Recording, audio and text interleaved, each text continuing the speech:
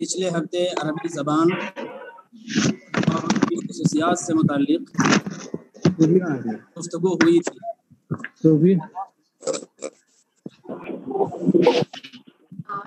یہ بتایا گیا تھا کہ عربی زبان سب سے قدیم زبان ہے، عربی زبان سب سے قدیم زبان ہے اور سب سے زیادہ وسیع زبان ہے، اور یہ متضاد معانی کی جامع ہے، اور سب سے آخری بات یہ ہے کہ یہ قرآن کریم کی زبان ہے۔ آج یہ بات پیش کرنی ہے کہ کلام کی دو قسمیں ہوتی ہیں، ایک قسم ہے نظم اور دوسرے نثر۔ نظم اور نثر یہ کلام کی بنیادی قسموں میں ہیں۔ نظم کے معنی ہوتے ہیں جوڑنا، پیرونا اور وابستہ کرنا۔ نظم ینظم نظما، اس کے معنی جوڑنے کے ہیں، پیرونے کے ہیں، وابستہ کرنے کے ہیں۔ کوئی بھی چیز ہو الفاظ کی شکل میں اس کو ایک خاص ترکیب کے ساتھ خاص شکل میں جوڑ دیا جائے تو اس کو نظم کہا جاتا ہے۔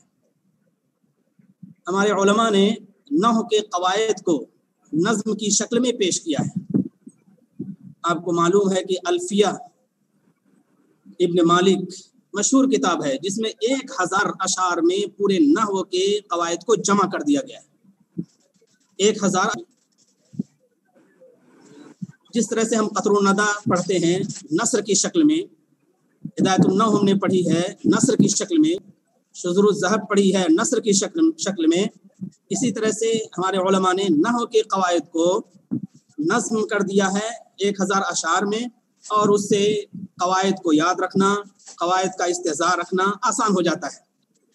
مثال کے طور پر کسی سے پوچھا جائے کہ اسباب منع صرف کتنے ہیں، یعنی وہ اسباب کتنے ہیں جن کی وجہ سے اسم کو غیر منصرف قرار دیا جاتا ہے، تو وہ گناتا ہے کہ عدل ہے، وصف ہے، مجمع ہے، جمع ہے، اور پھر اسی میں بھول جاتا ہے، پورے نو کو شمار نہیں کر پاتا۔ لیکن اگر اس کو یہ شعر یاد ہوگا، جیسے قطر الندى میں بھی ہے اور بھی دیگر کتابوں میں ہے کہ اجمع وزن عادلا انس بمعرفۃ، اجمع وزن عادلا انس بمعرفۃ، رکب وزد رجمۃ فالوصف قد کملا، تو ایک شعر کے اندر 9 اسباب کو جمع کر دیا گیا ہے۔ اب جب انسان اس شعر کو یاد کر لے گا تو 9 اسباب کو بآسانی شمار کر سکتا ہے۔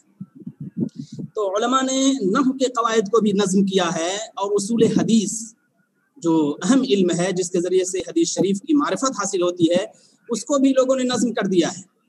اور قرأت جو اہم اور بنیادی چیز ہے، قرأت جو اہم اور بنیادی چیز ہے، اس کو بھی لوگوں نے نظم کر دیا ہے۔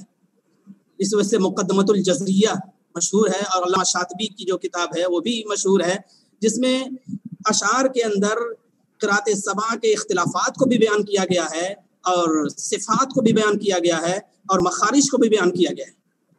تو میں یہ نظم پر بحث کر رہا ہوں کہ نظم کہتے ہیں جوڑنے کو، نظم کہتے ہیں وابستہ کرنے کو، پیرونے کو، لیکن نظم سے بڑھ کر شعر ہے، نظم سے بڑھ کر شعر ہے۔ نظم صرف جوڑنے کا نام ہے، لیکن احساس کے ساتھ، کیفیات کے ساتھ، اندرونی وجدان کے ساتھ، پورے شعور کے ساتھ کسی فکر اور خیال کو جوڑنے کا نام شعر ہے۔ جب تک اندر کی تپش اور اندر کی سوزش شعر میں شامل نہ ہو، احساس شامل نہ ہو، تب تک وہ شعر نہیں ہو سکتا، وہ نظم ہے۔ ادب العربی جو مشہور کتاب ہے حضرت مولانا رابع صاحب کی، اس کے شروع میں ایک شعر ہے، اور وہ نظم ہی کے قبیل سے ہے۔ السماء سماء والماء ماء، السماء سماء والماء ماء والارض فيها الماء والاشجار۔ کیا ہے اس میں؟ کہ آسمان آسمان ہے اور پانی پانی ہے، اور زمین کے اندر پانی اور درخت ہے۔ تو اس سے کیا پتہ چلا؟ یہ صرف نظم ہے جو جوڑ دیا ہے، تک بندی ہے۔ اس کو ہم شعر نہیں کہہ سکتے، اس کو شعر نہیں کہہ سکتے، بلکہ اس کو کہیں گے یہ نظم ہے۔ السماء سماء والماء ماء والارض فيها الماء والاشجار۔ لیکن نظم اس کو کہا جائے گا جس کے اندر کوئی فکرہ شامل ہو جائے، جس کے اندر کوئی اندرونی تڑپ شامل ہو جائے، اور ایسی شامل ہو جائے کہ پھر انسان جب اس کو الفاظ کے قالب میں لائے تو پھر رو دے، یا اس کے اندر خاص ایک ہیجانی کیفیت پیدا ہو جائے۔ وہ جو شاعری کا سبب ہوا، وہ معاملہ جو عجب ہوا، میں غزل سنا ہوں اس لیے کہ زمانہ اس کو بھلا نہ دے. یہ جو چیزیں ہیں کیوں ہیں کہ کیا کلیم ماجد صاحب نے یوں ہی اشعار کہہ دیے؟ نہیں, ان پر حالات آئے تھے, ایسے زبردست حالات آئے تھے کہ ان کا دل بالکل متاثر تھا اور دماغ کے اعضاء بھی پورے طور پر متاثر تھے. پھر جب انہوں نے اس کو الفاظ کے قالب میں ڈھالا تو پھر شاعر اسلام ہو گئے اور شاعر انقلاب ہو گئے. تو یہ احساسات ہوتے ہیں. اسی کو عربی اشعار میں امرؤ القیس کا شعر لے لیجیے. امرؤ القیس کے اشعار میں ہے قفا نبکی من ذکرى حبیب و منزلی بسخط اللوا بین الدخول فحوملی. قفا نبکی کہتا ہے رکو ٹھہرو, نبکی من ذکرى حبیب, محبوب اور اس کے گھر کی یاد میں ہم رو لیں. بسخط اللوا بین الدخول فحوملی, جو سخط اللوا میں ہے دخول اور حمل کے درمیان. وہ یوں ہی نہیں کہہ رہا ہے بلکہ پوری تاریخ اس کے ساتھ وابستہ ہے, پورے ادوار اس کے ساتھ وابستہ ہیں. وہاں سے یہ کوچ کر چکا ہے, پھر ایک زمانے میں وہاں سے گزر رہا ہے, تو اس طرح کی باتیں کر رہا ہے جس سے اس کے احساسات کی ترجمانی ہوتی ہے. کعب بن زہیر کا مشہور شعر ہے جو نبی پاک صلی اللہ علیہ وسلم کی مدح میں ہے, ان الرسول لنور یستضاء به, ان الرسول لنور یستضاء به مہند من سیوف اللہ مسلول. رسول ایک نور ہے جن سے روشنی حاصل کی جاتی ہے. رسول صلی اللہ علیہ وسلم ایک نور ہے جن سے روشنی حاصل کی جاتی ہے, اور چمکتی ہوئی تلواروں میں اور سوتی ہوئی تلواروں میں سے ایک ہیں جن سے روشنی نکلتی ہے. تو بتانا مقصود یہ ہے کہ نظم الگ چیز ہے اور شعر الگ چیز ہے. دونوں کو ایک دوسرے سے جوڑا نہیں جا سکتا, لیکن یہ کہا جا سکتا ہے کہ نظم کا مرحلہ ابتدائی ہے اور شعر کا مرحلہ اس کے بعد کا ہے. اتنی بات سمجھ میں جب آ گئی تو آگے بڑھیے. میں نے یہ کہا تھا کہ کلام کے دو حصے ہوتے ہیں, ایک حصہ ہوتا ہے نظم کا, دوسرا حصہ ہوتا ہے نثر کا. نثر میں یہ ہوتا ہے کہ عبارت انسان لکھتا چلا جاتا ہے بالکل سپاٹ انداز میں, سیدھے انداز میں, اور سپاٹ اور سیدھے انداز میں جو عبارت لکھی جاتی ہے وہ نثر کہلاتی ہے. اسی وجہ سے قصص النبیین کو لیجیے, القراۃ الراشدہ کو لیجیے, یا مختارات ہی کو لیجیے, منصورات کو لیجیے, یہ کتابیں جو آپ نے پڑھی ہیں تمام نثر میں ہیں. لیکن مجموعۃ من النظم ہو یا دیوان حماسہ ہو یا اور بھی جو شعراء کے دوامین ہیں, ان کا تعلق شعر سے ہے اور نظم سے ہے. تو یہ بات سمجھنا ضروری ہے کہ کلام کے دو حصے ہیں, ایک حصہ نثر کا ہے اور دوسرا حصہ نظم کا ہے. دوسری بات, مولانا صاحب قرآن پاک کس زمرے میں آئے گی؟ کہنے والوں نے کہا ہے کہ قرآن کریم نہ نظم ہے نہ نثر ہے, بلکہ وہ ایک تیسری قسم کو لے کر آیا ہے جو قرآن ہے.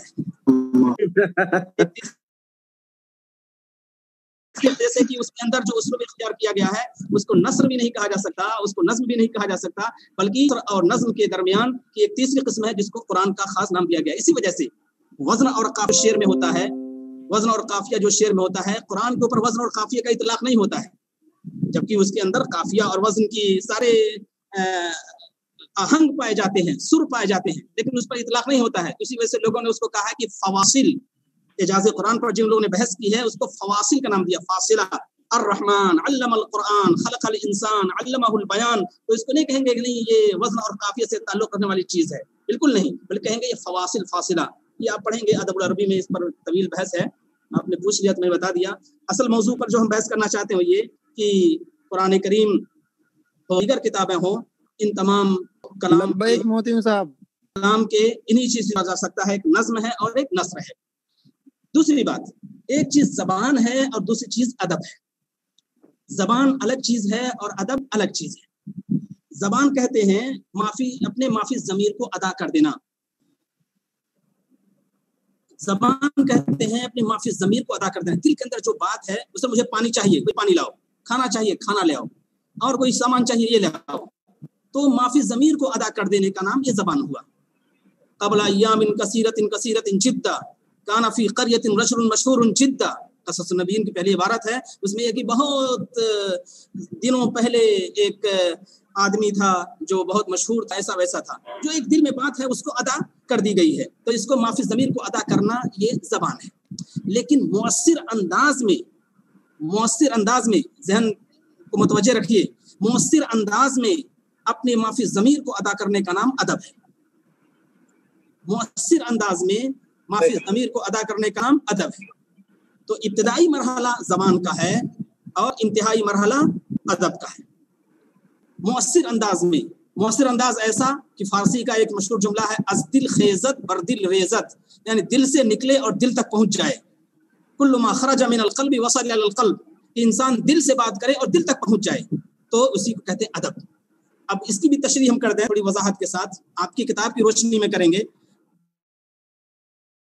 आप पढ़िए बलागतुल वाज़िहा। बलागत की तारीफ क्या करते हैं? बलागत की तारीफ ये कहते हैं ना कि उसके अंदर 4 चीजें पाई जाए तब वो चीज बलीग होगी। तादियतुल मानल जलील, यानी माना अच्छा हो, माना अच्छा हो, यानी जो बात कही जा रही हो वो अच्छी हो, गाली वाली ना हो या और कोई ऐसी बात ना हो भोटी बात, बल्कि तादियतुल मानल जलील, अच्छी बात हो। दूसरी ये बिइबारतिन फसीहतिन अनीका, ऐसी खूबसूरत इबारत में हो कि बड़ो दिलचस्प हो और दिलरुबा हो, इबारत भी खूबसूरत हो, माना अच्छा हो और इबारत भी बहुत दिलचस्प हो और दिलरुबा हो। तीसरी चीज ये है कि जगह, यानी मुनासिब मकाम पर वो बात कही जा रही हो, मुनासिब मकाम पर, मुनासिब जगह में। अब इंसान दर्स में है, ये मौका है तकरीर करने का या बात बताने का, समझाने का, अच्छा है ये मौका करने का। लेकिन नमाज के बाद जो मुख्तसर ऐलान होता है कि दिन की बात होगी, थोड़ी देर बैठे रहें, तो वो मुख्तसर मौका होता है, उस मौके पर कोई तकरीर कर दे तो बेकार बात हो जाएगी, क्योंकि वो मौका सिर्फ ऐलान का होता है, वो मौका तकरीर का नहीं होता है। तो मौका देखना चाहिए कि कहाँ कौन सा मौका है, कौन सी मुनासबत है जो इसमें वो बात कही जा रही है। 3 बातें हो गई, एक तो ये है कि माना अच्छा हो, दूसरे है कि इबारत अच्छी हो, और तीसरे ये है कि मकाम और मौका हो, मौका और मकाम सही हो, और चौथे ये है कि जो मुखातब हैं उनकी सतह की रियायत की गई हो। सतह, अब बच्चे हैं तो उनके मेयार के मुताबिक बात की गई हो, बड़े हैं तो उनके लिहाज से बात की गई हो।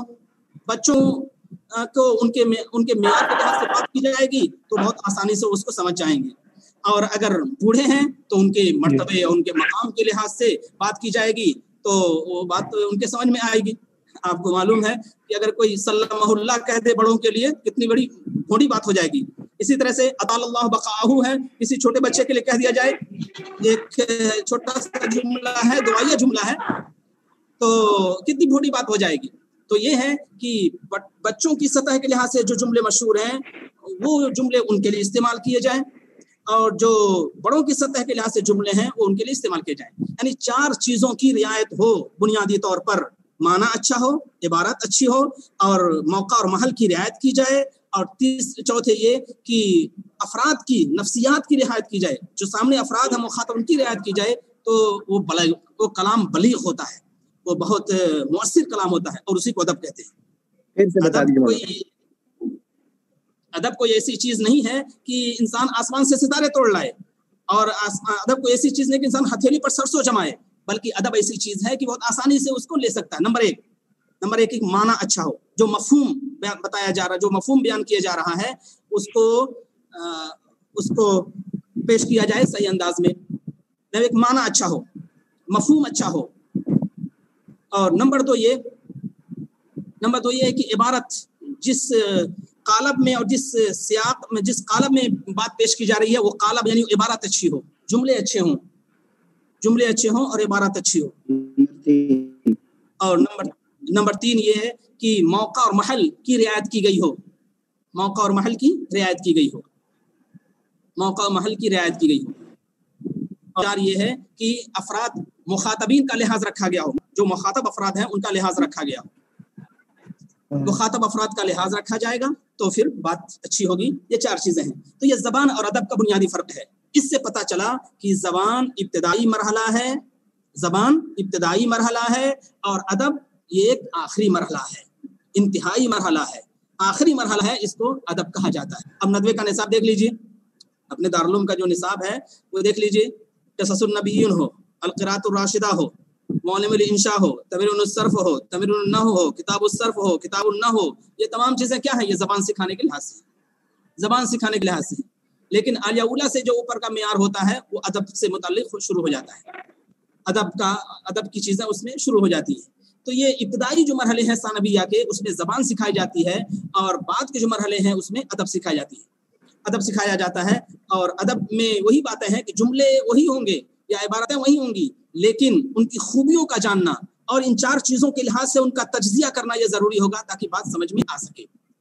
तो ये आपके दर्जे में जो किताब है हमासा, ये अदब की तालीम के लिए किताब रखी गई है, और इसका ताल्लुक शेर से है। और शेर के बारे में बता दिया गया कि एक तरफ जहाँ जुमलों की हम आहंगी हो, रब्त हो एक दूसरे के साथ, वहीं एहसास भी हो, यानी 2 चीज़ें हो तो शेर है, वरना वो नज़्म है। تو ہماسا پورے ہماسا کا جائزہ لے لیا جائے کہ جو چیزیں پائی جاتی ہیں کہ ایک طرف الفاظ اور جملے ایسے انوکھے انداز میں بالکل مربوط ہیں، جڑے ہوئے ہیں کہ ایک کو اگر دوسرے سے الگ کر دیا جائے تو جیسے کہ کوئی نگینہ ہے وہاں سے ہٹا دیا گیا ہے۔ اور اسی طرح کی ہماسا کے جو اشعار ہیں ان میں یہی بات پائی جاتی ہے کہ ایک دوسرے سے اشعار جڑے ہوئے ہیں اور ایک دوسرے سے مربوط ہیں۔ تو اشعار کو سمجھنے کے لیے ضروری ہے کہ ہم ان 4 چیزوں کا خاص طور پر لحاظ رکھیں۔ نمبر 1 یہ ہے کہ جو بات کہی گئی ہے وہ کیسی ہے، نمبر 2 یہ کہ کس اسلوب میں کہی گئی ہے، کس انداز میں کہی گئی ہے، اور نمبر 3 یہ کہ موقع کی رعایت ہے، اور نمبر 4 یہ ہے کہ مخاطبین کا کس قدر لحاظ رکھا گیا ہے۔ اب اس کے بعد کا بات یہ ہے کہ آپ لوگوں کو میں نے ایک نوٹ لکھ کے دیا تھا ابو تمام کے اوپر، پہنچ گیا ہر ایک کو؟ نہیں جی مولانا صاحب جی پہنچ گیا۔ آپ اپنے ساتھیوں سے لے لیجئے، اور اس میں ابو تمام کی سوانح سے متعلق کچھ باتیں تھیں، اب اس کی تشریح کرنے کی ضرورت، جس کے پاس کسی کے پاس ہو تو وہ پڑھے، شروع کی عبارتیں پڑھے۔ گروپ میں ڈال دیں مولانا، جس کے پاس گروپ میں ڈالی، گروپ میں کہا تھا گروپ بن گیا ہے، ڈالنا چاہیے۔ مولانا گروپ میں ڈلوا دیجیے، آواز آیا نہیں ہے۔ کیوں نہیں آیا؟ پچھلے ہفتے ہی میں نے دے دیا تھا تیار کر کے۔ آ گیا مولانا، ابھی تک نہیں پہنچا، گروپ میں آ گیا ہے، ڈلوا دیجیے۔ چلیے آگے بڑھیے۔ ابو تمام جو عالیہ ثانیہ سے طلبہ آئے ہیں ان کے لیے ابو تمام کی شخصیت کوئی غیر معروف نہیں ہے، وہ چونکہ ہماسا کے اشعار پڑھ چکے ہیں، لیکن جو خصوصی سے آئے ہیں ان کے لیے یہ شخصیت ایسی ہوگی جو بالکل نئی ہے۔ اتنا تو وہ بھی جانتے ہیں کہ ابو تمام عباسی دور کے ایک شاعر کا نام ہے، عباسی دور کے ایک شاعر کا نام ہے، جس کی پیدائش ہوئی ہے 188 میں، 188 ہجری میں۔ آواز کے لیے ہم چالو کریں۔ اس کی پیدائش ہوئی ہے 188 ہجری میں، اور جس کی وفات ہوئی ہے 231 ہجری میں، 231 ہجری میں، 128 اور 231۔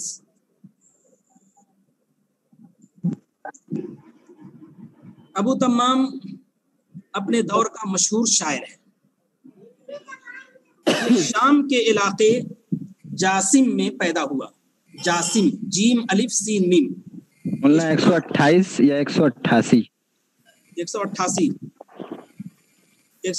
اور 231۔ جی ٹھیک۔ 188 اور 231 شام کے ایک گاؤں جاسم میں 188 میں پیدا ہوا۔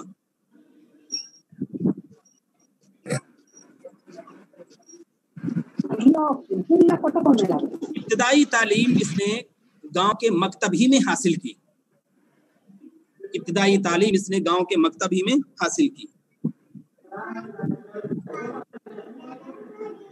پھر وہ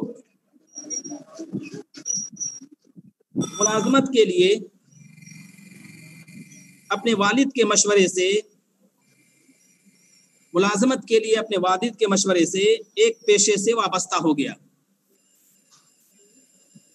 ملازمت میں کامیابی حاصل کرنے کے لیے اپنے والد کے مشورے سے ایک پیشے سے وابستہ ہو گیا، لیکن وہ اس سے بہت دنوں تک وابستہ نہیں رہ سکا، بلکہ وہ شام سے مصر چلا گیا، اور وہاں جا کر اس نے مصر کی جامع مسجد میں، دھیرے دھیرے بولیے، نہیں لکھ پا رہے ہیں، فاسٹ نہیں رہ سکا۔ پھر نشان بھائی گروپ میں بھیج دیں گے، آ گیا جا کر بھائی، ابو تمام کا گروپ میں آ گیا ہے۔ مصر جا کر وہاں مصر کی جامع مسجد میں ساقی گری کا کام کرنے لگا، ساقی گری کا یعنی پانی پلانے کا کام کرنے لگا۔ وہاں جو لوگ مسجد میں پڑھتے تھے، چاہے وہ ادبا ہوں، شعراء ہوں یا اہل علم ہوں، ان کی خدمت کرنے لگا، ان کو پانی پلانے لگا۔ پھر اس کا نفس اس پر مطمئن نہیں ہوا، چنانچہ اس نے کئی جگہوں کا سفر کیا جن میں بغداد ہے، خراسان ہے، بغداد ہے، خراسان ہے، نیساپور ہے، بغداد ہے، خراسان ہے، نیساپور ہے، حجاز ہے، حجاز ہے، آرمینیا اور موصل، آرمینیا اور موصل ہے۔ وہاں کا سفر کیا اور اس نے وہاں کے خلفاء اور وہاں کے بااثر لوگوں سے ملاقات کی، خلفاء اور بااثر لوگوں سے ملاقات کی۔ یہ بات یاد رہے، یہ بات ذہن میں رہے کہ مصر کی جامع مسجد میں جب وہ پانی پلا رہا تھا یا خدمت کا کام انجام دے رہا تھا تو اسی درمیان اس نے شاعری سے دلچسپی پیدا کی اور شاعری کے میدان میں اس نے قدم رکھا اور پھر آہستہ آہستہ اس میں ترقی کرتا گیا۔ جب خلفاء سے اور بااثر لوگوں سے ملا تو یہ ایک معتبر شاعر ہو گیا تھا، خلفاء اور بااثر لوگوں سے ملا تو یہ معتبر شاعر ہو گیا تھا۔ چنانچہ عباسی خلیفہ معتصم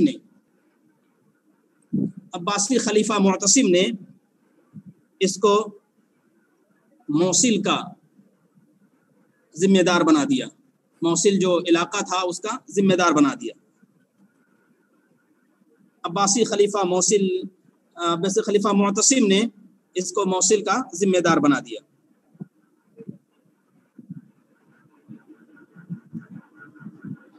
ابو تمام نے بنیادی طور پر دو کام کیے ہیں، بنیادی طور پر دو کام کیے ہیں۔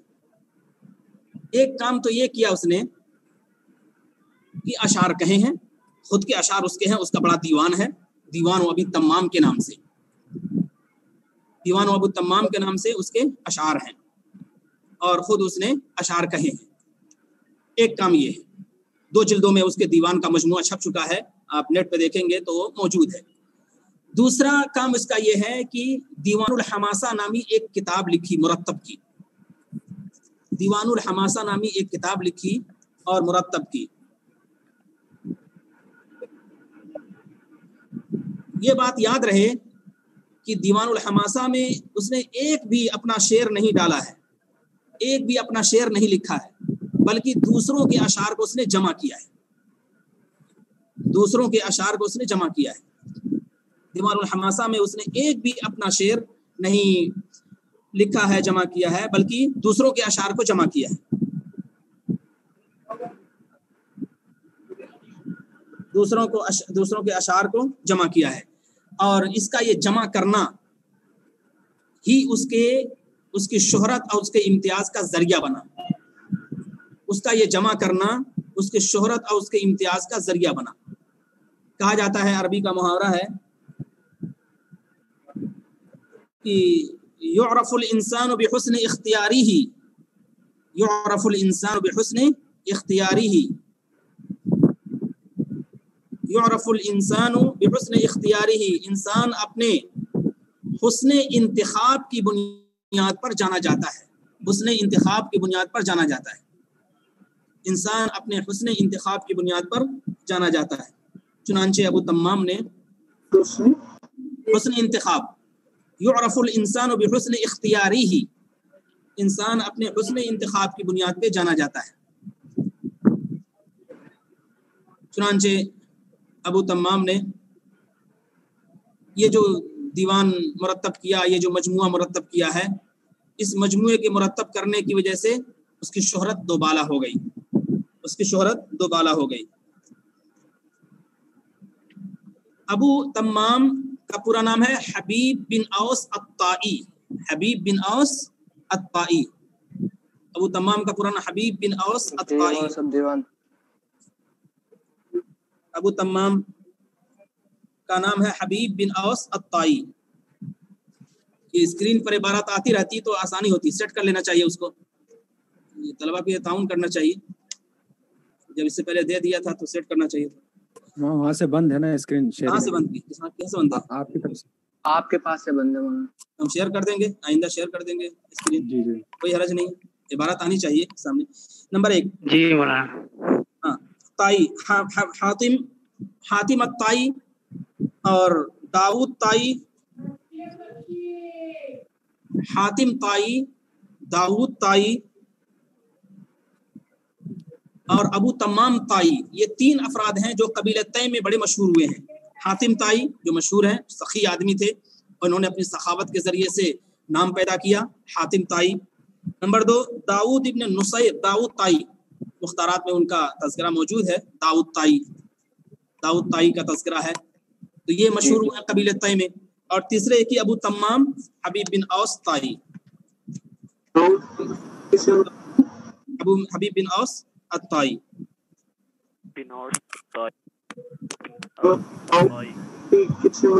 है। बुनियादी तौर पर इसका मुख्तसर तारुफ है। अब उसके बाद उसके दीवान पर बहस करते हैं कि उसका जो दीवान है हमासा के नाम से, उसका जो दीवान हमासा के नाम से है, वो उसका मरकजी नाम है दीवानुल हमासा, उसका मरकजी नाम है दीवानुल हमासा, और ये 10 अबवाब पर मुश्तमिल है, 10 अबवाब पर मुश्तमिल है, 10 अबवाब पर मुश्तमिल है। पहला बाब हमासा है, खुद ही हमासा के नाम से उसने पहला बाब रखा है। हेलो, पहला बाब हमासा के नाम से है। हेलो, क्या फोन पे बात कर रहा है? पहला बाब हमासा के नाम से है। दूसरा बाब मरासी के नाम से है, अल मरासी, मरसिया, जिसमें मरसिया की चीजें पाई जाती हैं, मरासी मरसिया की चीजें पाई जाती हैं। और तीसरा बाब बाबुल अदब है, बाबुल अदब, जिसमें अदब से मुताल्लिक अशार हैं। तीसरा बाब है बाबुल अदब, अदब से मुताल्लिक अशार हैं। और चौथा बाब है बाबुल नसीब, बाबुल नसीब, बाबुल नसीब, बाबुल नसीब, नून सीन या बा, नसीब, नसीब। और चौथा है बाबुल हिजा, हजो करना, बुराई करना, किसी की हजो करना, बुराई करना, हजो करना, बुराई करना, बाबुल हजो, जो चश्मी हा जो होती है हिजा। उसके बाद है बाबुस समाहा, सखावत का बाब, सखावत का बाब, बाबुस समाहा, सखावत का बाब, बाबुल समाहा, सखावत का बाब। बाबुल अज़ियाफ, अज़ियाफ कहते हैं वही ज़ैफ की जमा अज़ियाफ, मेहमान, मेहमानों का बाब, गोया कि बाबुल अज़ियाफ, बाबुल अज़ियाफ। और बाबुस सिफात, सिफात, औसाफ और सिफात, बाबुस सिफात, बाबुल सिफात। और बाबुल मशीब, बुढ़ापा, बाबुल मशीब, मीम शीन या बा, बाबुल मशीब, बुढ़ापे से मुताल्लिक़ बाब, बाबुल मशीब। कौन सा? मशीब, मीम शीन या बा, बाबुल मशीब। और बाबुल मुलह, मुलह कहते हैं नवादिरात को, नादिर चीजें जिसमें जिक्र की जाए, मीम लाम मिल्ह जैसे लिखते हैं वैसे ही मुलह, बाबुल मुलह, मीम लाम हा, बाबुल मुलह, बाबुल मुलह, बाबुल मुलह, मीम लाम हा। मुलहतुन की जमा, मुलह के माने होते हैं नवादिरात, अनोखे वाक़यात, अनोखी बातें, अनोखे वाक़यात, अनोखी बातें। और 10वां बाब है बाबु मज़म्मतिन निसा, बाबु मज़म्मतिन निसा, औरतों की मज़म्मत से मुताल्लिक़, बाबु मज़म्मतिन निसा, औरतों की मज़म्मत से मुताल्लिक़। ये 10 अबवाब हैं और इसमें जो पहला बाब है उसी पर इस किताब का नाम रखा गया है, इसी पर इस किताब का नाम रखा गया है। कुरान में भी ऐसे हुआ है कि सूरत में कोई नाम था तो उसी पर नाम रख दिया गया, जैसे सूरतुल बकरा है तो बकरा का नाम आया है कुरान में तो इसी वजह से उसका नाम सूरतुल बकरा रख दिया गया। इसी तरह सूरतुल आल इमरान है, आल इमरान का नाम आया है तो सूरह आल इमरान रख दिया गया। इसी तरह से बाबुल हमासा, बाबुल हमासा एक बाब है तो इसी बाप की वजह से उसका नाम दीवान हमासा रख दिया गया, दीवानुल हमासा रख दिया गया। एक बात तो ये हुई। दूसरी बात ये है कि क्या यही एक किताब लिखी गई है पूरी तारीख में, या और भी किताबें हैं जो शेर को जमा करने से मुताल्लिक है? देखा जाए, गौर किया जाए तो पता चलता है कि एक किताब है जिसका नाम है अल-मुफ़ज़्ज़लियात।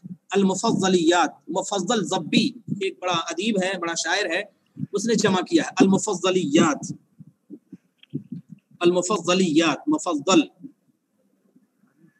इसी तरह से अल-मुफ़ज़्ज़लियात, इसी तरह से अल-अस्माइयात,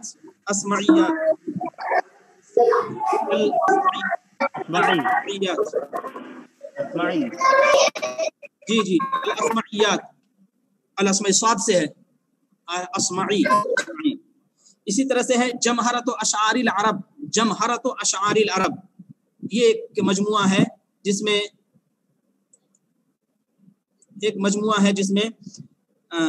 अशार जमा किए गए हैं अरबों के। तीसरा क्या है तीसरी तरफ नाम? जमहरत अशारिल अरब, जमहरत अशारिल अरब, जमहरत अशारिल अरब। लेकिन ये बात याद रहे कि ये तीनों किताबें, चाहे अस्माइयात हो, चाहे मुफ़ज़्ज़लियात हो, या चाहे जमहरत अशारिल अरब हो, इन तीनों किताबों में बहुत लंबे लंबे कसीदे हैं, बहुत लंबे लंबे अशार हैं कि कई कई सतरों के हैं और कई कई सिनफों के हैं। लेकिन ये अबू तम्माम की शायरी आपने अगर पढ़ी है और नहीं पढ़ी है तो पढ़ेंगे, उसमें ये है कि छोटे छोटे क़िते हैं, क़ितए हैं छोटे छोटे, और छोटे छोटे टुकड़े हैं, ज़्यादा से ज़्यादा 8, 5, 7, 2, 3 इस तरह के छोटे छोटे क़ितए हैं जो इसके अंदर जमा किए गए हैं, जिसकी वजह से